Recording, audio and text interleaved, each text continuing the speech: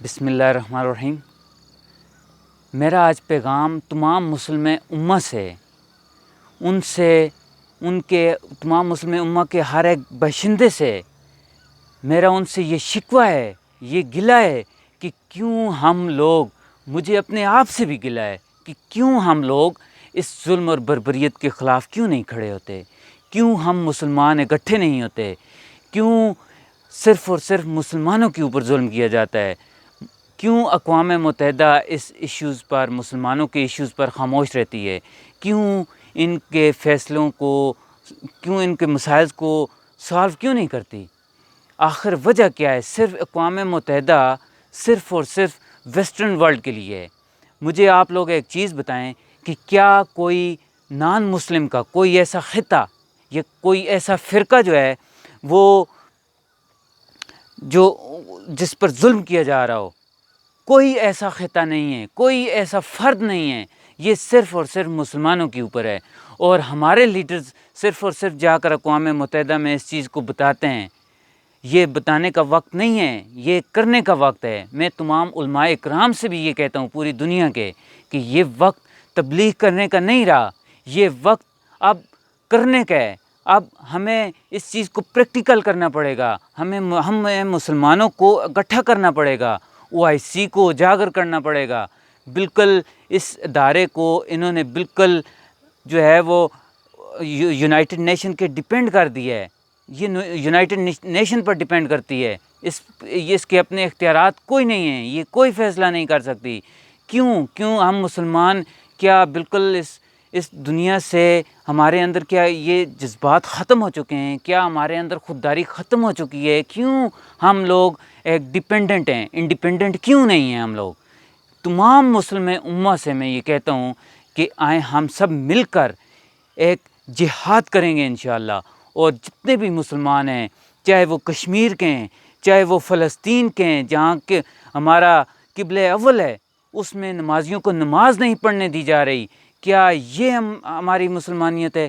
کیا ہم اس چیز کو گوارا کر سکتے ہیں کہ ہمارا جو قبلہ اول ہے، جس میں مسلمان نماز نہیں پڑھ سکتے،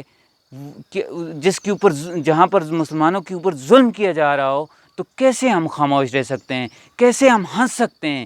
کیسے ہم پرسکون رہ سکتے ہیں؟ تو اس لیے میں مسلمانوں سے کہتا ہوں کہ آئیں، اٹھیں، ہمارے ساتھ مل کر۔ میں یہ چاہتا ہوں کہ پاکستان کو ریپریزنٹیٹو بناؤں، پاکستان کے اندر میں جو ہے وہ جو اسلامی قانون ہیں ان کو نافذ کیا جائے، سزا کو سزا سمجھا جائے، سود کو سود سمجھا جائے۔ جو یورپین، جو ہمارے پاس جو ویسٹرن، جو ہمارے رولز ریگولیشن جو امپلیمنٹ ہوتے ہیں یہاں پر، ان کو ختم کر کے ہمارے پاس یہ جو ہمارے قرآن مجید جو ہمیں لائف سٹائل، ہمارے رہن سہن، ہمارے طریقہ کار، رولز ریگولیشن سب کچھ بتایا ہوا ہے، پھر کیوں ہم دنیا کے نئے طریقے کو اپنائیں؟ ہم ان سے تجارت کریں گے، ہم ان سے ہر معاذ پہ ان کے ساتھ کام کریں گے، لیکن ہم ان کے ڈیپینڈنٹ نہیں ہوں گے۔ ہم ایک انڈیپینڈنٹ قوم ہیں، ہم لوگ علیحدہ خطوں میں ایک انڈیپینڈنٹ قوم ہیں، ہم لوگ آزاد ہیں، ہم لوگ مسلمان ہیں۔ تو اس لیے میں یہ جو پاکستانی ہیں، خاص کر ابھی جو ہمارا حلقہ ہے اور ہمارے جو یہ پاکستان ہے، میں ان سب نوجوانوں کو کہتا ہوں کہ کیوں آپ لوگ اس کے خلاف کیوں نہیں کھڑے ہوتے؟ کیوں آپ لوگوں کے اندر کیا خلافت نہیں ہے؟ آپ لوگوں کے اندر خودداری نہیں ہے؟ آپ لوگوں کے اندر جرأت نہیں ہے؟ آپ لوگوں کے اندر بہادری نہیں ہے؟ تو اس لیے اس چیز سے آپ لوگ اپنے اندر اس چیز کو طاری کریں۔ ہم مسلمان ہیں، ہم ان کے خلاف کھڑے ہوں گے، جہاد کریں گے، ایک پراپر وے میں ہم اپنا حق لیں گے۔ اقبال کا ایک شعر یاد آیا ہے، کہتا ہے تیرے دریا میں طوفان کیوں نہیں ہے، خودی تیری مسلمان کیوں نہیں ہے، حبس ہے شکوہ تقدیر یزداں، تو خود تقدیر یزداں کیوں نہیں ہے۔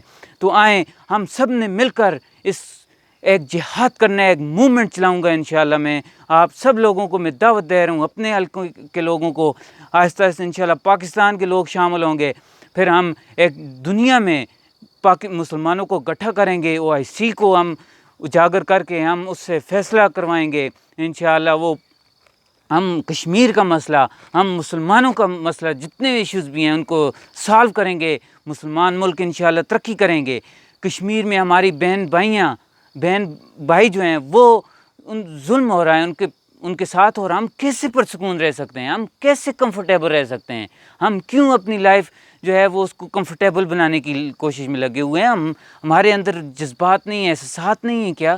تو اس لیے اس چیز کے اوپر بالکل ہم نے فوکس کرنا ہے، اپنے آپ کو ایمانی تازگی دینی ہے، ہمارے جسم ایمان سے تازہ ہونے چاہیے، لرز جانے چاہیے۔ یہ دشمن جو ہیں، یہ کفار، یہ انشاءاللہ سب ہمارے قدموں میں آن پہنچیں گے۔ اس کی وجہ یہ کہ ہماری تاریخ ان سے بھری پڑی ہے۔ حضرت عمر فاروق رضی اللہ تعالیٰ عنہ، ان کے 22 لاکھ مربع میل پر حکومت تھی، اور وہ ایک کامن انسان کی طرح وہ زندگی گزارتے تھے، ایسے تھے حکمران۔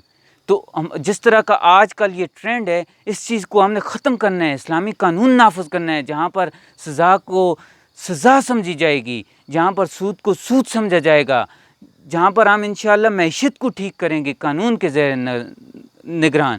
تو اس لیے کہتے ہیں نا کہ جو حوض ہو کے یقین پیدا تو کٹ جاتی ہیں زنجیریں۔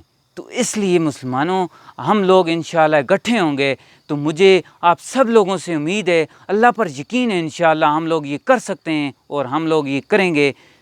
پاکستان پائندہ باد۔ بہت شکریہ۔